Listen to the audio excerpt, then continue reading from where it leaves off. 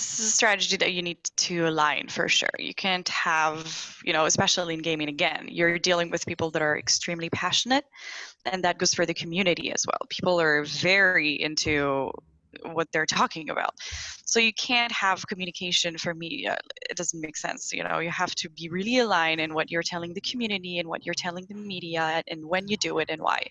It has to be consistent, and so we work very closely with them to ensure that when we sent out a press release, that at the same time they're sharing the news when the embargo goes off with the community, and that they also work closely with our media to kind of, I don't know, retweet or get a partnership going on between that particular media and our community or something. So it's your community is something that's very important, because they're very the core base of of everything, because they're the fans basically, and you need to leverage that and make sure that they're always on top of everything.